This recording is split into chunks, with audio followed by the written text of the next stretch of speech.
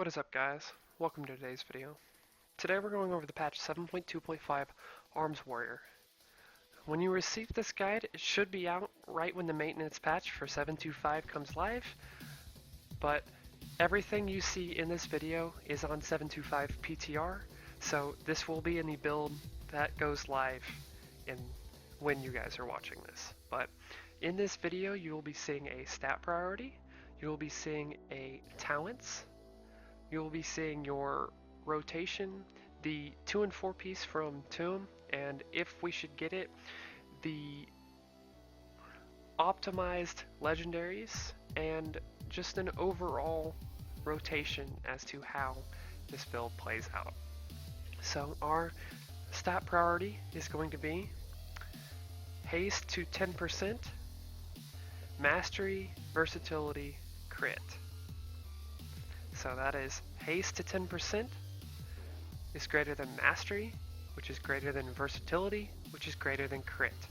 Now, the reason it is 10% is because you're running a talent called In for the Kill. Colossus Match grants you a 10% haste for 8 seconds.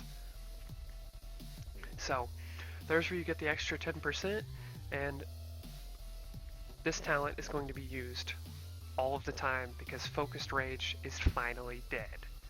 But that is our stat priority.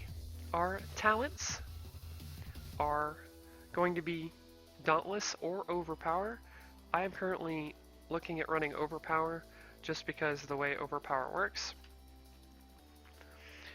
And it no longer procs itself, but Overpower, so it reads, overpowers the enemy, causing X amount of physical damage, cannot be blocked, dodged, or parried, and has a 60% chance to be crit. Your other melee abilities have a chance to activate Overpower. So basically, your abilities have a chance to activate this, but Overpower no longer procs itself. So, that is why I'm choosing Overpower. Level 30 row, double time for DPS, Shockwave for Mythic Plus. So, rating, Mythic Plus.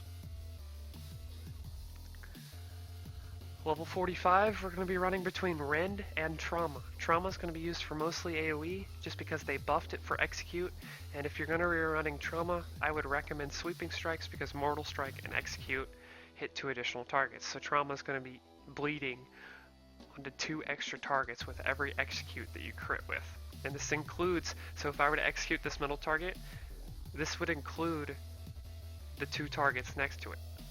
So you're just getting that additional bleed damage off of those executes.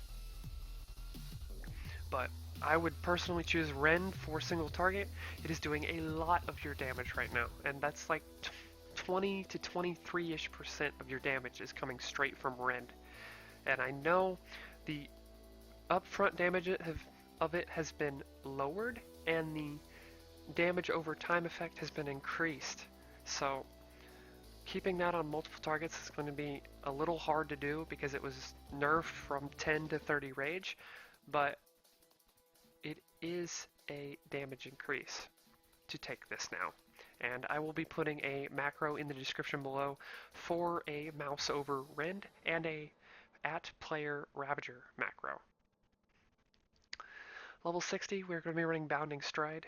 You're always running Bounding Stride because you can jump out and charge back in with double time in raids and in Mythic Pluses for that extra rage and for that extra damage.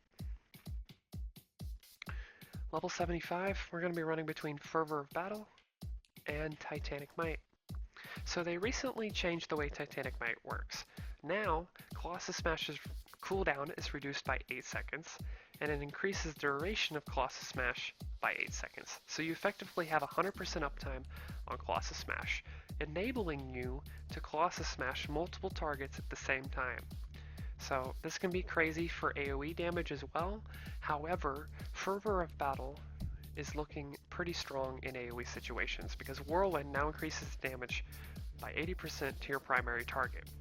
So in the event you run Fervor of Battle, I would recommend Trauma, just because Whirlwind has that bleed effect.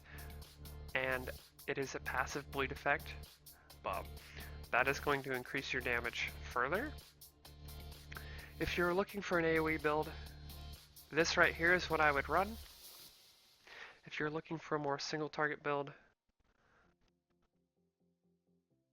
this right here is what I would run. So obviously for the AoE build, you're going to change Titanic Might over to Fervor of Battle if you think it is necessary. If a target, basically here's how it works.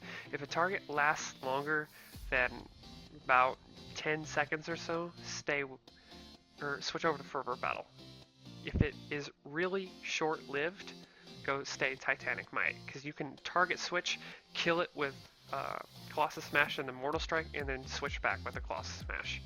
It's pretty fun, because the actions per minute of this spec has finally decreased.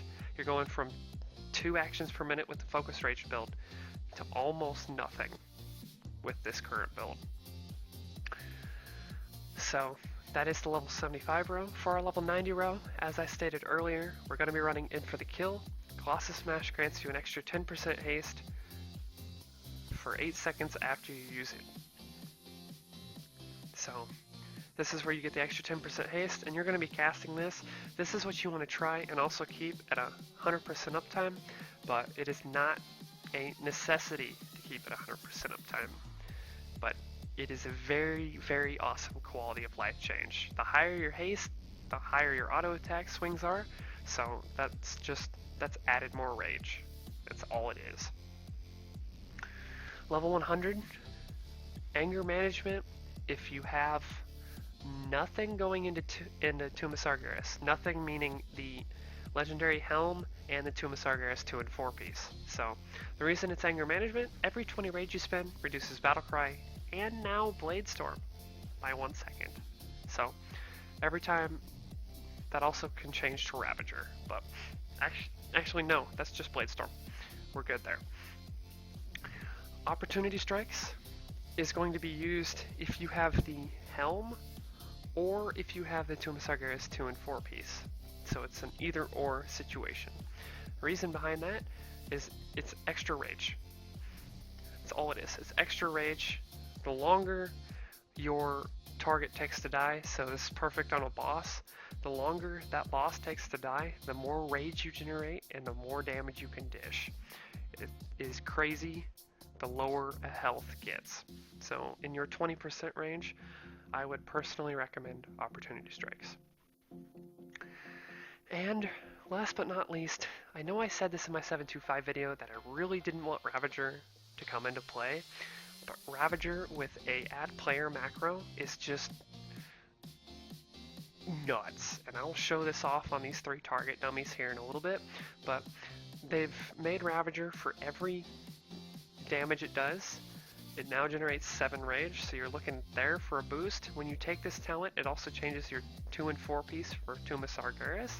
So that's pretty interesting. The 2 and 4 piece for Tomb of Sargeras is going to be the 2 pieces Colossus Smash, reduces the cooldown of Blade Storm, and or Ravager. So, or Ravager by 3 or 2 seconds. So if we click on Ravager here, you'll notice Ravager by 2, Blade Storm by 3. Likewise, 4 piece, Blade Storm is active, you automatically cast a total of 6 Mortal Strikes at random nearby enemies.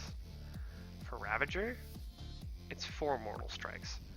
But I'll show why I think Ravager is going to be coming into play here with the Tomb of Sargeras 4 piece here rather shortly, because of the way the helm interacts with your 4 piece. So the rotation we're going to be using in patch 7.2.5 looks a little something like this. And it's going to be fast, it's going to be a little crazy, but I'm going to try and repeat it a couple times so that way you guys can get it through. And ignore the music, this was taken just a little bit ago. But Charge, Battlecry, Colossus Smash, Ravager, Rend, Mortal Strike, Colossus Smash, Spam Slam, and I should have hit Mortal Strike right here, but it's Colossus Smash and Mortal Strike. So the reason you Mortal Strike right after you Colossus Smash is to keep that Shattered Defenses proc going off. If you Ravager, so if you decide to take the Ravager talent, the 4 Colossus Smash, or the 4 Mortal Strikes that happen within the Tier 4, or the Tier 4 bonus of our bonuses will benefit off that Shattered Defenses proc. So keep that in mind when you're hitting Ravager, but other than that, it is Charge In, Battle Cry, Colossus Smash, Mortal Strike, Rend, Ravager, and then just keep everything on cooldown and keep Rend up. That's literally all this is. Thank you guys for watching, and I hope you have fun playing your Arms Warrior in batch 7.2.5.